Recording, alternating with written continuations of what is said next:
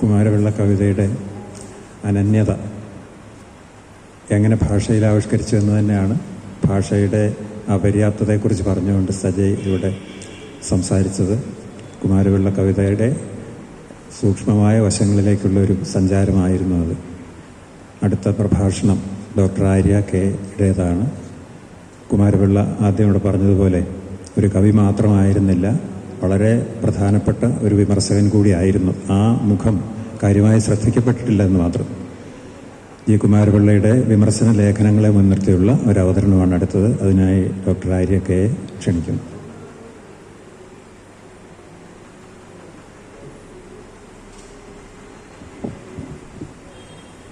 വേദിയിലും സദസ്സിലും സന്നിഹിതരായിട്ടുള്ള പ്രിയപ്പെട്ടവരെ, ജി കുമാരപിള്ളയുടെ ഒരു കാവ്യ വ്യക്തിത്വം എത്രമാത്രം നമുക്ക് പരിചിതമാണോ ആ തരത്തിൽ നമുക്ക് പരിചിതമല്ലാത്തൊരു വ്യക്തിത്വമായിരിക്കാം അദ്ദേഹത്തിൻ്റെ ഗദ്യകാരനെന്നോ അല്ലെങ്കിൽ നിരൂപകനെന്നുള്ളൊരു വ്യക്തിത്വം. ഇപ്പോൾ സജയ് മാഷ് പറഞ്ഞു എങ്ങനെയാണ് അനുഭവങ്ങളെ കവിഞ്ഞു പോവാനുള്ള ഒരു ശേഷി ഭാഷയ്ക്ക് ഇല്ല എന്ന് ഈ കവിതകൾ എങ്ങനെ സമർത്ഥിക്കുന്നതെന്ന്. ഒരു തരത്തിൽ ഇപ്പോൾ ഇത് സി ജെയുടെയും കൂടെ ഒരു സന്ദർഭമാണ്. ജെ ചില കുറിപ്പുകൾ എന്നുള്ള നോവലിലെ ഒരു സന്ദർഭമുണ്ട്. അതിലൊരു ചേട്ടനും അനിയത്തിയും അവരുടെ കുട്ടിക്കാലത്തെ കളിയെക്കുറിച്ച് പറയുകയാണ്. ചേട്ടനാണ് പറയുന്നത്, അവർ മണ്ണുകൊണ്ട് പാവയുണ്ടാക്കി കളിക്കുകയാണ്. അപ്പോൾ അവർക്ക് തോന്നുകയാണ് അച്ഛനും അമ്മയും ജീവിക്കുന്നതും അച്ഛനും അമ്മയും ഭക്ഷണം കഴിക്കാൻ വിളിക്കുന്നു, ഇതെല്ലാം യാഥാർത്ഥ്യത്തിൻ്റെ നിഴലുകളായിട്ടും ഇവർ ഈ പാവ കൊണ്ട് കളിക്കുന്ന കളി ലോകത്തിൻ്റെ വലിയ യാഥാർത്ഥ്യമായിട്ടും തോന്നാം. അതായത് കളി യാഥാർത്ഥ്യമായിട്ട് മാറുക, യാഥാർത്ഥ്യം എന്ന് പറയുന്നത് ജീവിതത്തിൻ്റെ നിഴലുകളായി തോന്നുക. ഇങ്ങനെയുള്ളൊരു സന്ദർഭത്തെക്കുറിച്ച് പറയുന്നുണ്ട്. ഒരു പക്ഷേ ജി കുമാരപിള്ളയുടെ സാഹിത്യചിന്തയായിട്ട് ചേർത്ത് വയ്ക്കാവുന്ന ഒരു സന്ദർഭമാണിത്. അദ്ദേഹം ഭാഷയെ കവിഞ്ഞു നിൽക്കുന്ന ഒന്നായിട്ട് അനുഭൂതിയെ അല്ലെങ്കിൽ ജീവിതാനുഭവങ്ങളെ കാണുന്നുണ്ട്. അതും ഭാഷയും തമ്മിലുള്ള നിരന്തരമായിട്ടുള്ള കലഹമെന്നോ അല്ലെങ്കിൽ സമരമെന്നോ പറയാവുന്ന ഒരു പദ്ധതിയെ, ഒരു സൗന്ദര്യ പദ്ധതി എന്ന് നമുക്ക് നിരൂപണത്തിൽ വിളിക്കാം.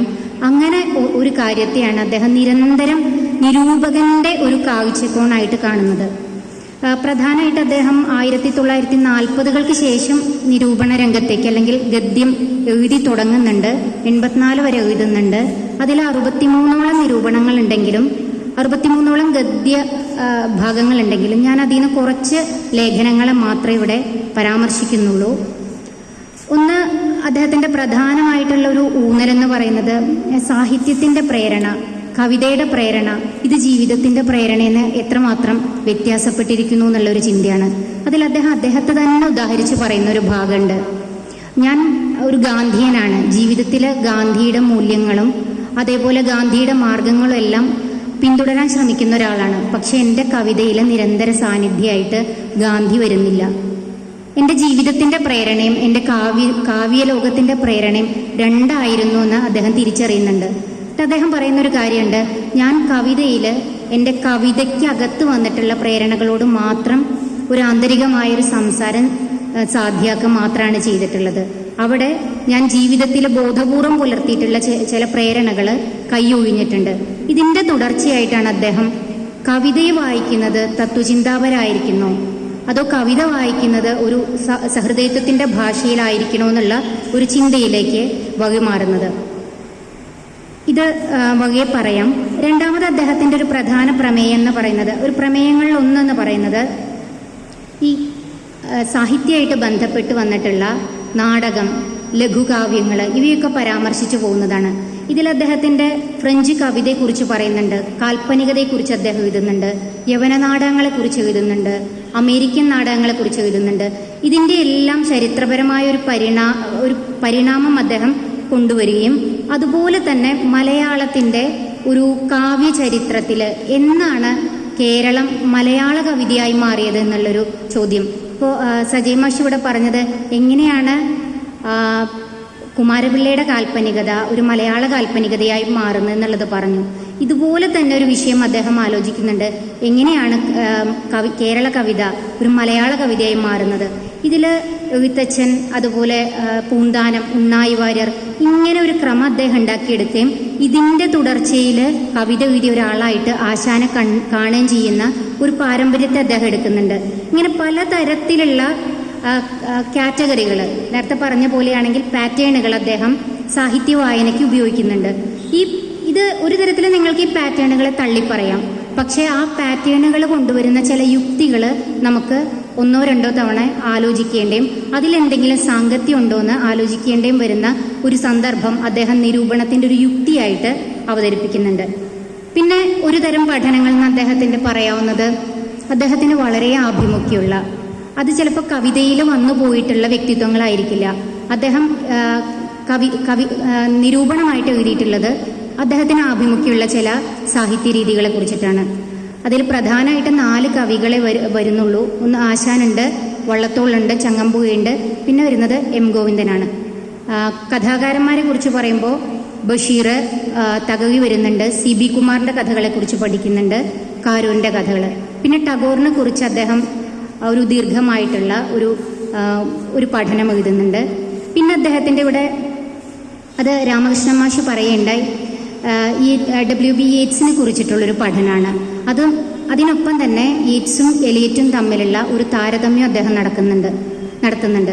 ഇതിൽ അദ്ദേഹം പറയുന്ന പ്രധാനപ്പെട്ട ഒരു കാര്യം, അദ്ദേഹത്തിന് യേറ്റ്സിൻ്റെ കവിതകളോടുള്ള ഒരു ആഭിമുഖ്യം, അത് എങ്ങനെയാണ് ജീവിതത്തിൻ്റെ സാന്ദ്രമായിട്ടുള്ള അല്ലെങ്കിൽ ഭാവനാപരമായിട്ടുള്ള അല്ലെങ്കിൽ തുളുമ്പി നിൽക്കുന്ന ഒരു യാഥാർത്ഥ്യത്തെ ഭംഗിയായിട്ട് ചമത്കാരത്തോടെ ആവിഷ്കരിക്കുന്നതെന്നാണ്. ഇതിൽ എലിയറ്റിൻ്റെ കാവ്യഭാവനകളോടും അദ്ദേഹത്തിൻ്റെ സംഗീതപരമായിട്ടുള്ള കാവ്യരീതികളോടൊക്കെ ആഭിമുഖ്യം പുലർത്തുമ്പോൾ തന്നെ ഈ ഒരു മമത അദ്ദേഹം മറച്ചു പിടിക്കുന്നില്ല.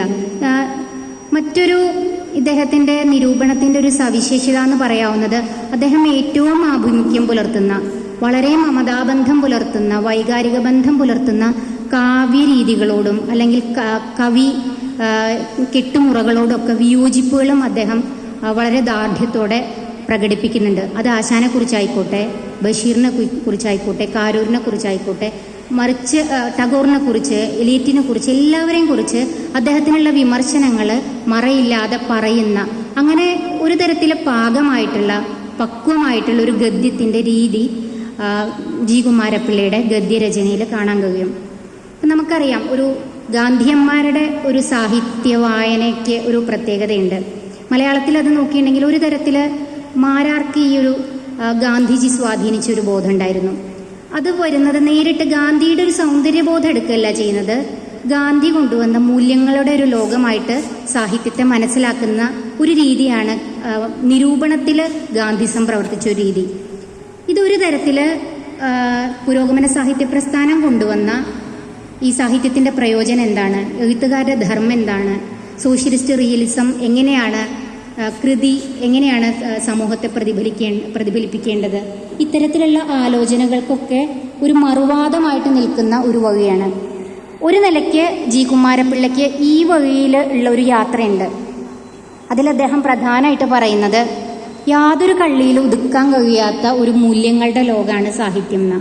അവിടെ സാഹിത്യം എന്ന് പറയുന്നത് തന്നെ അദ്ദേഹം ഒരു മൂല്യവ്യവസ്ഥയായിട്ട് കാണുന്നുണ്ട്. ഇത് ജീവിതവുമായിട്ട് കൂട്ടിയിണക്കുകയും ചെയ്യുന്നുണ്ട്. ഇത് പറയുമ്പോൾ തന്നെ അദ്ദേഹം പുരോഗമന സാഹിത്യത്തിൻ്റെ യുക്തികളോട് പൂർണ്ണമായും മാരാരൊക്കെ എടുത്ത ഒരു നില പോലെ എതിരിട്ട് നിൽക്കുകയല്ല ചെയ്യുന്നത്. പക്ഷേ അത് നിരന്തരം പുലർത്തേണ്ട മൂല്യങ്ങളുടെയോ സൗന്ദര്യത്തിൻ്റെയോ ഒരു ലോകത്തെയോ തള്ളിപ്പറഞ്ഞുകൊണ്ടുള്ള ഒരു സാമൂഹ്യ യാഥാർത്ഥ്യത്തെക്കുറിച്ചുള്ള അങ്ങനെ ഒരു ഭദ്രലോകത്തെക്കുറിച്ച് ഇദ്ദേഹം ഒരിക്കലും ആലോചിക്കുന്നില്ല. മാത്രമല്ല,